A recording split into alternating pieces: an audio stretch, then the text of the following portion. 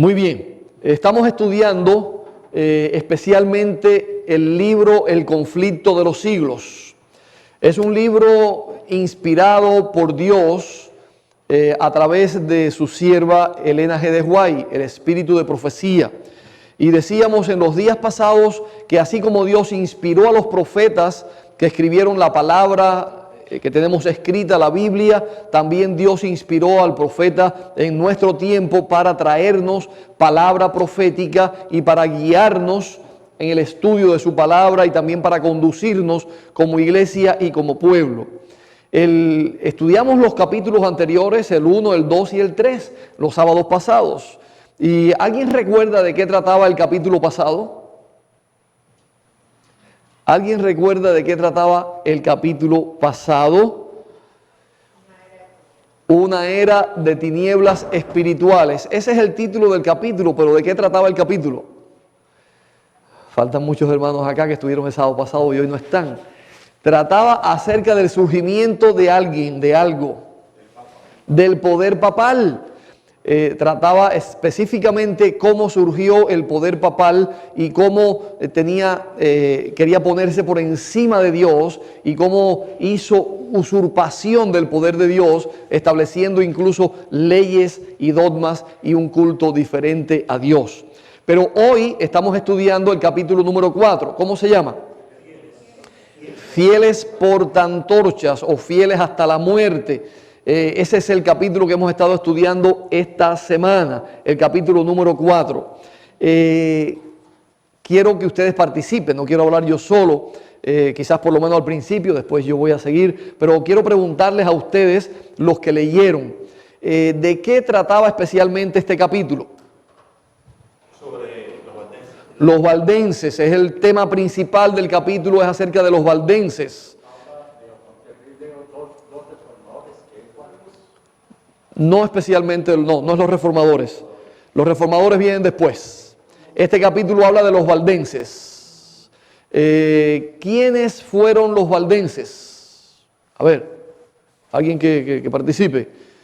¿Quiénes fueron los valdenses? Valdense fue un grupo que se mantuvo fieles con los principios, que mantuvieron los principios Bíblicos. Y desde muy pequeños los padres inculcaron a sus hijos el amor hacia Dios. Esos detalles los vamos a ver más adelante. Solamente sabemos ahora, nos interesa saber que fueron fieles a Dios en todo momento. Mayra. Ellos al principio, cuando comenzó la persecución, se separan de Italia, de Francia. ¿Dónde vivían los valdenses? En Francia, Italia. Bueno, sí, hay una parte, pero Francia, especial, Italia. En el Piamonte, es Italia. Entonces, es interesante, dice allí el capítulo, que donde mismo se asentó el poder papal, allí surgió el verdadero bastión y la resistencia contra los engaños papales, y fueron los valdenses en el Piamonte, precisamente en Italia. ¿Algo más iba a decir? Es que ellos vivían ahí. ¿Vivían ahí? Practicaban su fe. Claro. Cuando el papado surge, cuando toma fuerza, ellos tienen entonces que decidirse irse de ahí. Entonces cuando se van a los montes, a la montaña, a Piamonte. Así es, así es. Bien, algo más que les llamó la atención a ustedes de este capítulo. No, algo específico, un detalle, a ver. Dios, desde que guardaban la ley y el sábado. Guardaban la ley el sábado, ese es un detalle, eso es específico. Una más importante porque dice que cuando el Papa arremetió fuertemente contra ellos fue por el asunto del sábado. El sábado, yo pienso, es lo mismo que va a pasar ahora. Y por algo más, ¿qué tenían ellos también? La Biblia traducida a su propio idioma. Antes que los reformadores, antes que Martín Lutero, antes que Wycliffe, ellos tenían ya la Biblia traducida a su propio idioma. Así que por eso fueron perseguidos fuertemente, porque en tiempos de los valdenses, en este tiempo, en estas edades, antes, comenzando en la Edad Media, no había ninguna escritura pública, bíblica. Es decir, la Biblia no era pública, la Biblia no era conocida, la gente no podía leer la Biblia en su propio idioma. ¿En qué idioma estaba escrita la Biblia?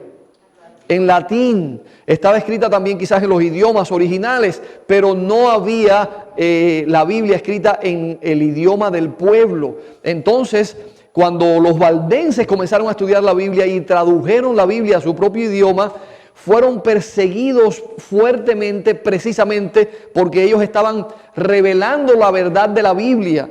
Y la Biblia, cuando las personas conocen la verdad, dice: conoceréis la verdad y la verdad os hará libres. Y ese es el problema, por eso eran perseguidos, porque el Papa o el poder papal no quería que nadie fuera libre de sus engaños, de sus mentiras, de sus tradiciones, de todas esas cosas que estaban haciéndolos esclavos, engañados por el papado y por el poder que ellos tenían en todas partes. Así que por eso pudieron ellos mantener la verdad, porque tenían la Biblia en su propio idioma. Y el Papa, ¿qué hizo el Papa cuando decidió destruir finalmente a los valdenses? ¿Qué escribió? Una bula. ¿Qué cosa es una bula?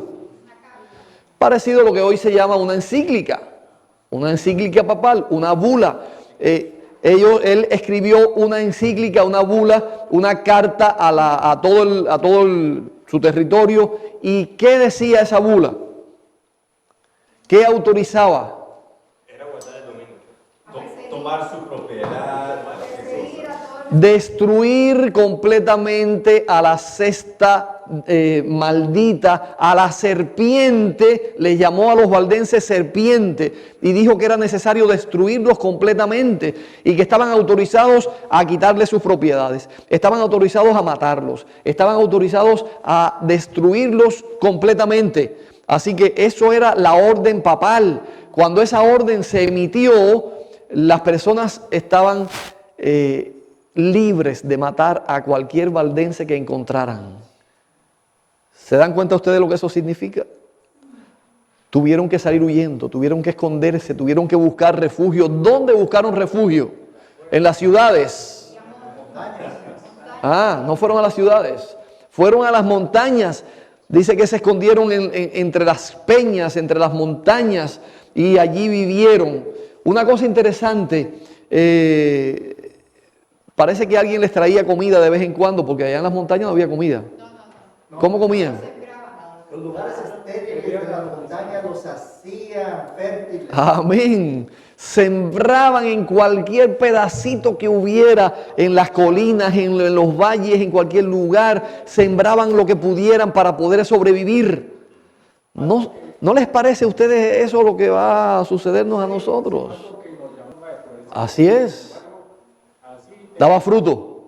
Porque el Señor los bendecía, porque cuando ellos estaban obedeciendo a Dios, Dios estaba con ellos. Por lo tanto, Dios les daba el fruto para que pudieran sobrevivir. Hermanos, realmente los valdenses pusieron en práctica la fe y la confianza en Dios, pero hicieron lo que estaba en sus manos para sobrevivir. No se quedaron esperando que Dios les enviara la comida del cielo. Sembraban, buscaban los alimentos, luchaban por sobrevivir en medio de la persecución y en los lugares donde no podían ni sembrar, pero ellos lo hacían.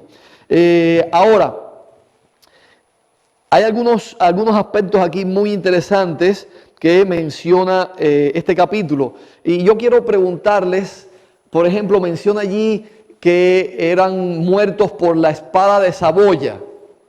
Cuando ustedes leyeron eso, ¿qué se imaginaron? ¿Qué cosa es la espada de Saboya? Yo quiero enseñarles esta mañana a estudiar, hermanos. Cuando ustedes están leyendo y viene una palabra, una frase, algo que ustedes no entiendan, ¿qué tienen que hacer? Investigar. ¿Qué significa esto? Porque si no, estamos leyendo y no estamos entendiendo. Eran muertos por la espada de Saboya. Decimos, ¿qué será esto? Era un territorio que tenía que ver con Italia, Francia y algunos lugares vecinos allí que por algún tiempo tuvieron grande poder y se les llamaba el territorio o el condado de Saboya. Y había un conde, había un jefe principal, había un poderoso que era el que dominaba en toda esta región. y se había unido, por supuesto, al papado y se había unido a la persecución de los valdenses y los perseguía para matarlos y los mataba constantemente donde quiera que los encontraba. Por eso dice que eran muertos por la espada de Saboya. Era un poder que existía en ese lugar y era posiblemente un conde, una persona así que tenía mucho poder y súbditos y un ejército y perseguía a los valdenses. Sí, así es. Entonces, así va a suceder en este tiempo. Vamos a ser acusados no por nuestro carácter, no por inmoralidad, no por ladrones, no por sinvergüenzas. Vamos a ser acusados de estar en contra de las leyes gubernamentales. Vamos a ser acusados de estar en contra de la protección civil, de apoyar las normas sociales, de apoyar las normas de salud. Vamos a ser acusados de distintas cosas, pero especialmente cuando llegue el momento de la ley dominical, vamos a ser acusados de no obedecer la ley de Dios, cuando en realidad son ellos los que no la obedecen, pero vamos a ser acusados nosotros de no obedecer la ley de Dios y de poner en peligro al mundo entero, porque fíjense que cuando venga, y lo que yo les decía el sábado pasado, durante este periodo, dice el Espíritu de Profecía, que se va a escribir en el cielo apostasía nacional. Y que producto de la apostasía nacional va a venir destrucción nacional. Entonces, la ruina nacional. Entonces van a venir desastres naturales a este mundo, a este país y al mundo entero, producto de la apostasía, producto de que el hombre se está alejando de Dios y de los principios de Dios. Como vimos la semana pasada, este gobierno comenzó alejándose de Dios todo lo más posible, uniéndose a distintas doctrinas y ideologías paganas y pecaminosas que se alejan de la ley de Dios y se están alejando completamente de lo que es las creencias protestantes y cristianas. De tal manera que estamos llegando a la apostasía nacional. Cuando se firme la ley dominical será completa la apostasía, pero estamos en camino, en el proceso de la apostasía nacional.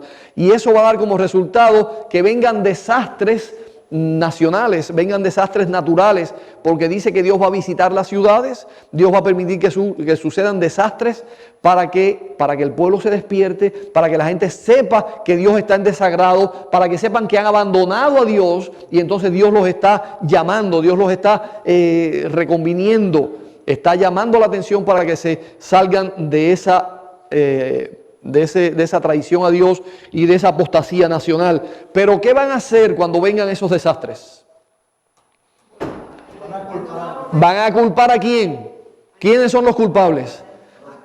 Esa cesta que no obedece las leyes, esa cesta que está transgrediendo el domingo, que está desagradando a Dios, ese grupito, ese grupúsculo, esos valdenses, vamos a destruirlos. Las iglesias, como decíamos ahorita, apóstatas, se han unido nuevamente a su madre. La madre las está cogiendo en el seno nuevamente, están volviendo al seno de la madre, Babilonia, y están aceptando nuevamente todas las doctrinas y todas las enseñanzas e imposiciones del papado. De esta manera, solamente quedan dos grupos y van a quedar divididos en dos grupos. Los que guardan la ley de Dios, los que guardan los mandamientos de Dios, los que van a ser acusados como fundamentalistas, los que son rebeldes, los que son acusados de terroristas prácticamente, y los que obedecen al papado y ponen en práctica sus leyes. Bueno, hay algo que me llama la atención aquí en el capítulo. Dice que los valdenses habían sacrificado su prosperidad mundana, renunciaron a la prosperidad del mundo, renunciaron a sus casas, renunciaron a sus riquezas, renunciaron a su vida, a su estatus social para ser fiel a Dios. ¿Será que nosotros estaremos dispuestos como los valdenses a renunciar a nuestro estatus? ¿Estaremos dispuestos a renunciar a nuestro trabajo? Porque hay muchos que van a ser probados en este tiempo acerca de su trabajo, si van a ser fieles a Dios o no. La hermana ahorita Patti nos decía que en estos días en el trabajo estaban definiendo quiénes se quedan y quiénes se van. Pero no es por asunto de fidelidad a Dios, es por asunto del trabajo, que es difícil. Pero va a llegar el momento que van a tener que decidir por asuntos religiosos. Los que trabajen o no trabajen el sábado van a decidir si se quedan o se van. Ellos estuvieron dispuestos a abandonar su prosperidad. estuvieron dispuestos a abandonar sus casas. Algunos eran bien, tenían buenas posiciones económicas, tenían buenas casas, buenos castillos. Algunos eran poderosos, príncipes. Tuvieron que salir huyendo y dejarlo todo por ser fieles a Dios. Algunos pensamos que hemos dejado mucho cuando hemos tenido que abandonar algo para salir de la ciudad o para ser fiel a Dios o perder el trabajo. Pensamos que ha sido un sacrificio inmenso, hermanos. Y estas personas lo dejaron todo y se fueron a vivir en las montañas, en las cuevas. Y todavía Cristo no venía. Nosotros estamos en una posición diferente porque sabemos que falta muy poco para que Cristo venga. Así que es más fácil ahora obedecer que a ellos, porque ellos podían pensar, pero ¿qué tiempo vamos a estar en las montañas? ¿Hasta cuándo vamos a vivir en esta situación?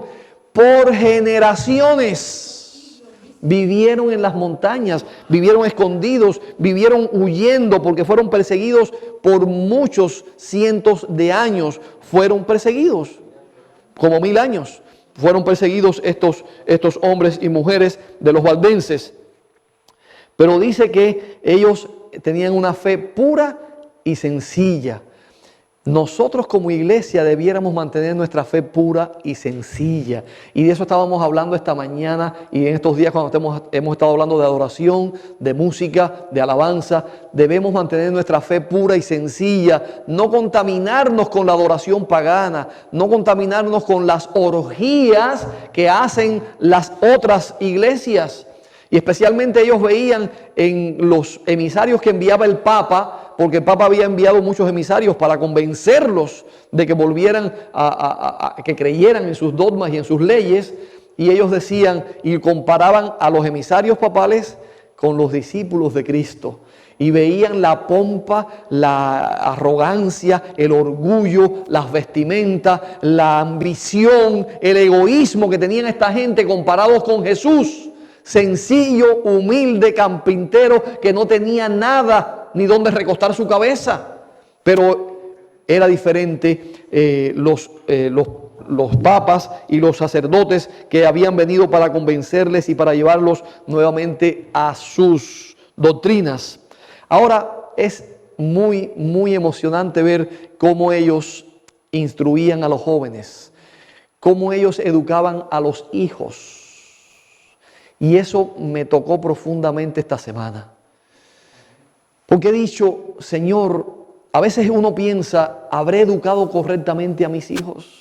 ¿Habremos educado correctamente a nuestros hijos? Los que están educando a sus hijos todavía, a veces piensan, ¿estaremos educando bien a nuestros hijos? ¿Le haremos daño con estar tanto tiempo en la iglesia? ¿Le haremos daño con llevarlos a la obra misionera? ¿Le haremos daño con que pasen privaciones? ¿Le haremos daño con sacarlo de la ciudad y llevarlo al campo? ¿Le haremos daño a nuestros hijos y después nos van a acusar de que nosotros lo sacamos y nosotros no le dimos oportunidad de tener una vida normal? ¿Será eso lo que pensaban los valdenses? ¿Qué pensaban ellos? ¿Cómo ellos educaban a sus hijos? Les enseñaban a sembrar, les enseñaban a tener oficios en el campo. Privacidad en todo sentido de la palabra. Abnegación, austeridad, sacrificio, privación. Les enseñaban a ser austeros y a hacer sacrificios y a no tener deseos de las cosas mundanas. El papismo. Así es, ellos habían aprendido la verdad pura en las Sagradas Escrituras y les enseñaron a odiar todo lo que tuviera que ver con la falsedad papal. Y es lo que está diciendo Jim. Hay algo que me llamó la atención, fue que dice que los enseñaban a ser discretos, que ellos no podían decir nada, ni chismear, ni nada, porque estaba en peligro la vida de ellos cuando bajaran. Y no solamente de ellos, la vida de toda la comunidad.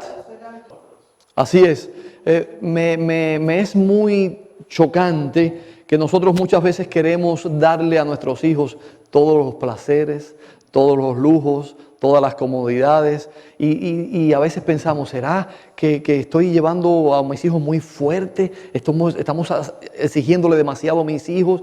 Hermanos, Estos niños eran educados de tal manera que eran privados de las comodidades, eran privados de casas cómodas, eran privados de escuelas, eran privados de ropa, vivían con ropas muchas veces muy toscas, zapatos muy rudimentarios, eran personas muy sencillas del campo y habían dejado las ciudades para vivir en el campo.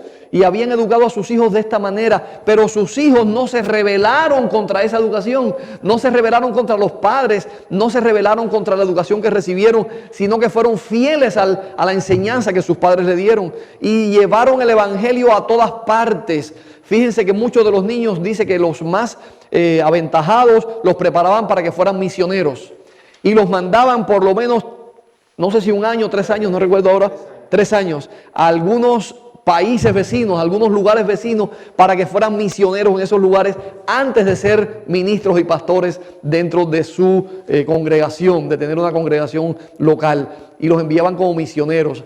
También a otros los enviaban a las universidades, a las ciudades importantes. A veces pensamos que no es bueno que nuestros hijos vayan a la universidad o que aprendan o que se hagan teólogos o que estudien las ciencias. Miren, les voy a decir la realidad. Necesitamos personas que estudien y tengan conocimiento, pero que sepan que son misioneros donde quiera que estén. Si están en las universidades paganas, si están en la universidad del mundo, si están en medio de las cosas de este mundo, que ellos estén educados desde la niñez de tal manera que puedan poner en primer lugar los principios donde quiera que estén. Miren, cuando yo era pequeño, recuerdo en mi país, las enseñanzas en la escuela eran totalmente politizadas, eran políticas, y además se enseñaba la evolución, además se enseñaba todo acerca del marxismo-leninismo, y todo era contra Dios, totalmente contra Dios. A veces habían lemas que decían: la religión es el opio de los pueblos. Y eso lo decían en público, en el matutino en la mañana en la escuela. Y nos perseguían a los niños cristianos y nos acusaban y nos botaban de la escuela y nos hacían el ridículo en la escuela. Pero ¿saben una cosa? Éramos más fieles en ese tiempo que ahora los jóvenes y los niños en este país. Los jóvenes y los niños adventistas en este país quieren vivir igual que el mundo, que les den todas las cosas, tener un app y tener un celular y tener los Nike y tener los Jordan no sé cuánto y tener las no sé qué marcas y todas las cosas, porque si no, no son felices y los demás niños los ven como inferiores y quieren ser igual que los demás y tenemos que darle a nuestros hijos para que sean como nosotros. Hermanos, estamos maleducando y malenseñando a nuestros hijos. Es mejor que nuestros hijos vivan en austeridad, conociendo la palabra de Dios. Y saben una cosa, lo que no podemos dejar de hacer es dar la instrucción en el hogar. Enseñar a nuestros hijos en el hogar, porque si en una cosa nos hemos equivocado es en no dar la educación y la instrucción correcta de la palabra de Dios a nuestros hijos. Si dedicáramos tiempo en el hogar, los padres que tienen ahora niños, y aquí no hay muchos, pero hay algunos, los padres o algunos todavía pueden llegar a ser padres o madres en este tiempo, entonces lo primero que tienen que concentrarse es en estudiar con ellos la Biblia, la palabra de Dios. ¿Qué les van a enseñar? Las profecías. A veces pensamos que los niños no van a entender de profecía, los niños solamente van a entender Jonás, Zaqueo, van a estudiar esas historias, esos son para los niños, lo demás es para los adultos.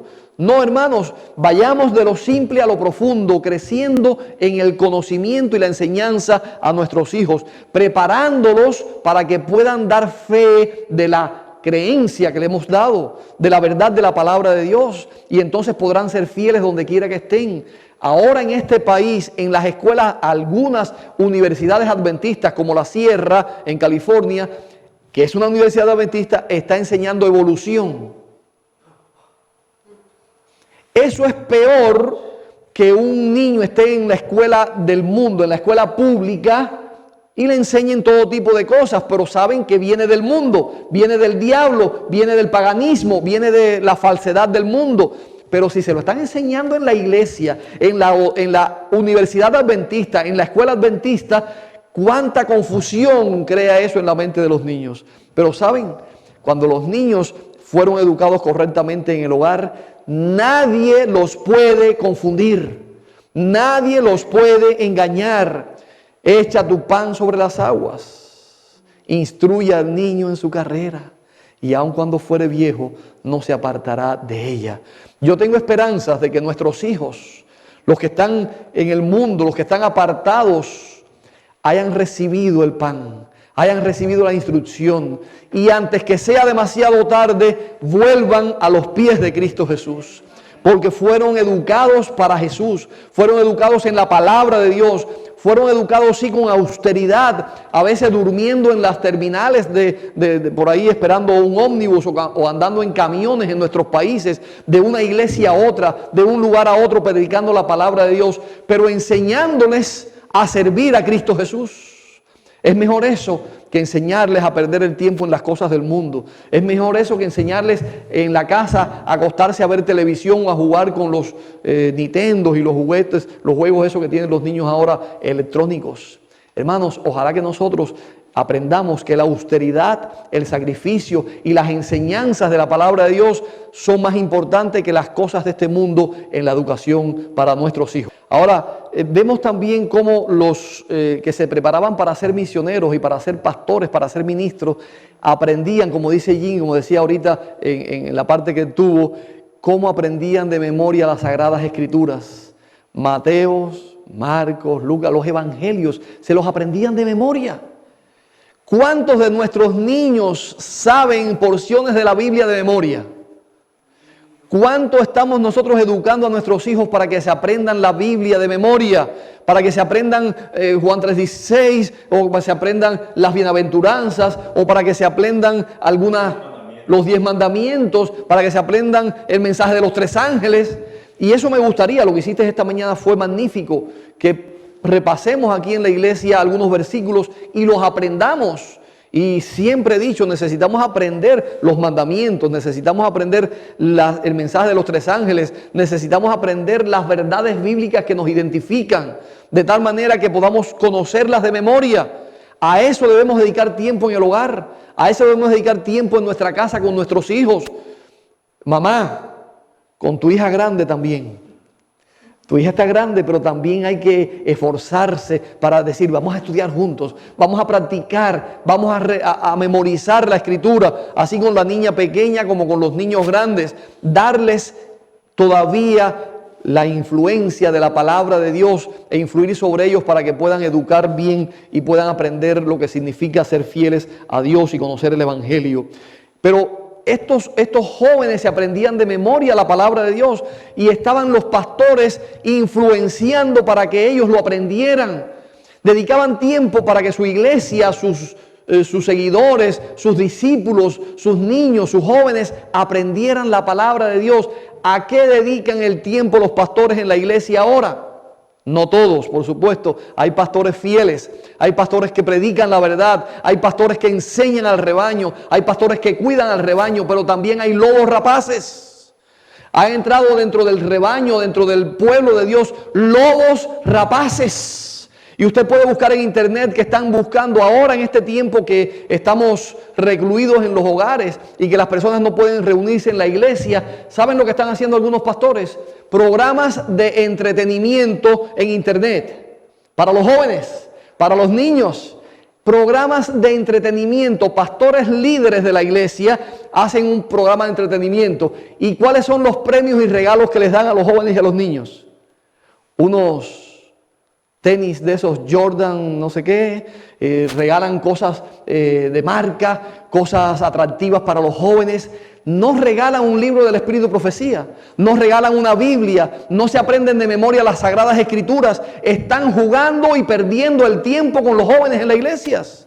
En lugar de dedicar el tiempo a memorizar la palabra de Dios, en lugar de dedicar el tiempo a instruir al pueblo de Dios, a prepararlos para el tiempo en cual estamos viviendo y el que se avecina en pocos días, en pocos tiempos, en lugar de estar preparando a la iglesia para eso, están jugando, están entreteniendo, están perdiendo el tiempo.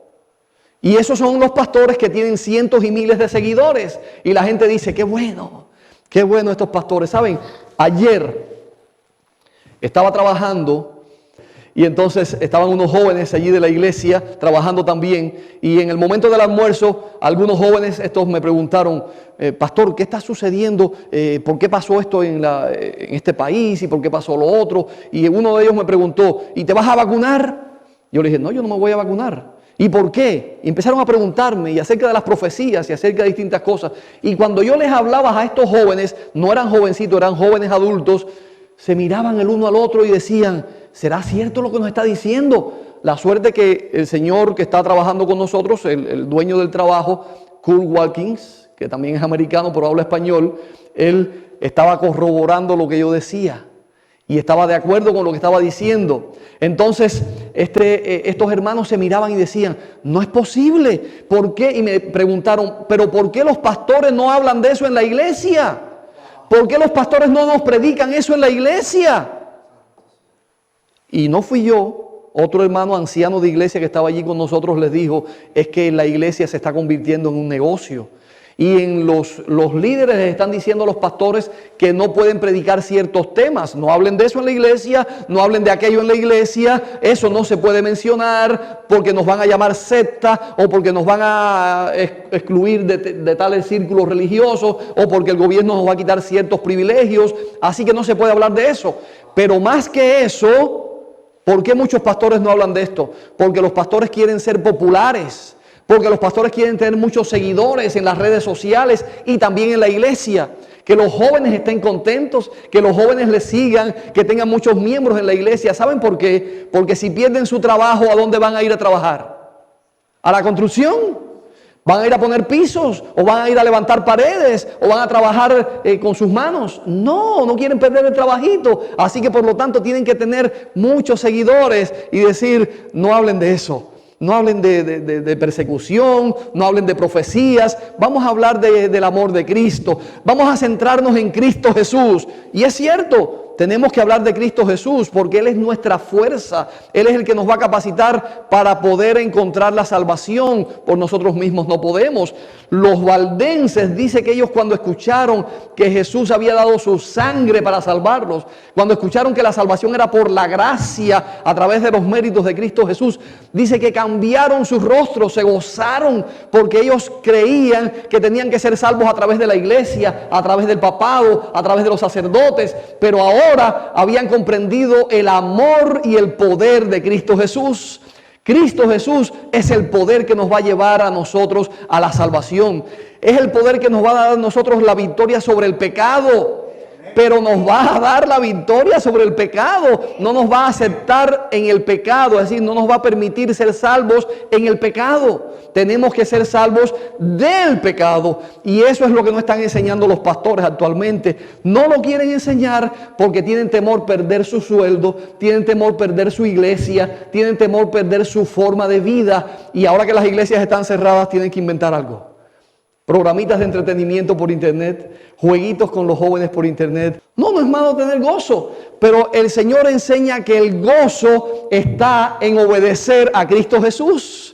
Que el gozo está en ser fieles a Dios, que el gozo está en recibir la salvación que el Señor ha prometido a través de su palabra, a través de la obediencia, porque vamos a recibir las bendiciones y las promesas de Dios si obedecemos su palabra. Y eso es lo que no están enseñando en muchas iglesias. ¿Saben? Estos hermanos que me preguntaban ayer estaban asombrados y decían, nunca se nos ha hablado de esto en la iglesia. ¿Puedo ir a su iglesia, pastor? Sí, puedes venir cuando quieras, porque la iglesia está abierta hasta que Dios quiera. Y vamos a estar aquí unidos predicando la palabra de Dios hasta que el Señor lo permita, sin tener temor y sin escondernos y sin dejar de predicar lo que tenemos que predicar. Es importante, eso es lo que hacían los valdenses, eso es lo que enseñaban los ministros y pastores valdenses, que dice que llegaban a un lugar y comenzaban a predicar la palabra de Dios y luego se iban y no los veían nunca más por varias razones. ¿Cuáles? Algunos habían muerto, otros estaban presos en las celdas donde se quedaban allí olvidados hasta que morían, otros habían ido a otros países a predicar en otros lugares. Así que los misioneros iban errantes de lugar en lugar, dispuestos a dar su vida por Cristo Jesús. Eso es lo que están haciendo nuestros pastores hoy. ¿Están dispuestos a dar su vida por la verdad? ¿Están dispuestos a vivir y predicar el evangelio de Cristo Jesús? ¿O estamos viviendo solamente por un asunto de intereses personales? Ojalá que nosotros podamos aprender de estos valdenses, de estos primeros cristianos. Así es, no podemos quedarnos con el mensaje del primer ángel, el evangelio eterno, para predicarlo a toda nación, tribu, lengua y pueblo. Y entonces, pero diciendo, la hora del juicio ha llegado. Y esa es la parte que están omitiendo muchos predicadores en este tiempo. Ojalá que podamos predicarle eso en nuestro tiempo, porque en tiempos de Martín Lutero, en tiempos de los reformadores, incluso en tiempos de los valdenses, todavía no podían predicar. La hora de su juicio ha llegado. No había comenzado el juicio, todavía Cristo no había pasado al lugar santísimo, así que no podían predicar, la hora de su juicio ha llegado. Ese es un mensaje de la iglesia adventista del séptimo día. Ese es un mensaje que no predican las demás iglesias evangélicas. Ese es un mensaje que no predican los demás protestantes. Es un mensaje adventista del séptimo día. La hora de su juicio ha llegado. Hermanos, ¿cuántas enseñanzas podemos aprender de estos fieles hombres y mujeres que estuvieron dispuestos a poner en primer lugar la verdad de Cristo Jesús? Que estuvieron dispuestos a dar su vida por Cristo Jesús, que estuvieron dispuestos a ofrecer todo lo que tenían y poner a sus familias en esos lugares difíciles, pero para poderlos llevar al reino de los cielos. Porque las ganancias en este mundo son pasajeras, las cosas de este mundo son momentáneas, pero lo que Dios ofrece es eterno y para siempre. Ojalá que nosotros podamos aprender de estos primeros cristianos valdenses que estuvieron dispuestos a dar su vida por Cristo Jesús. Y claro que aprendieron, claro que cumplieron la misión, claro que llevaron el evangelio a todas partes del mundo en aquel tiempo que ellos pudieron alcanzar. No se quedaron sentados, no se quedaron esperando a que Cristo viniera. Fueron a cumplir la misión, cumplieron la predicación del evangelio. Esa es una de las cosas que nosotros tenemos que hacer. No podemos quedarnos nosotros con el mensaje. No podemos disfrutar nosotros de venir y estudiar la palabra de Dios, de conocer las profecías, de conocer lo que está sucediendo y quedarnos calladitos y no contárselo al vecino y no contárselo a otras personas. ¿Saben? Hay muchas personas deseosos de escuchar la verdad. Aún dentro de nuestras iglesias, como me pasó ayer, muchas personas no conocen la verdad presente, no conocen las profecías, no conocen lo que está sucediendo, no entienden que es cumplimiento profético porque no se les está enseñando, no se les está predicando. Ojalá que nosotros cumplamos la misión, que no nos quedemos callados, que no nos quedemos sentados, que no solamente pensemos en salvarnos nosotros, en escondernos nosotros, en un lugar donde ir y escapar de los demás. No, ese no es el propósito ni la misión de la iglesia.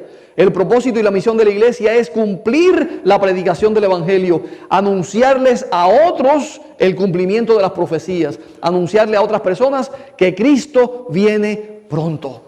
Ese es el propósito. Así que cuando alguno sale de la ciudad al campo, cuando alguno se une a un grupo que está haciendo un puesto de avanzada, cuando alguno está pensando en irse al campo o a las montañas, si está pensando en esconderse, está equivocado.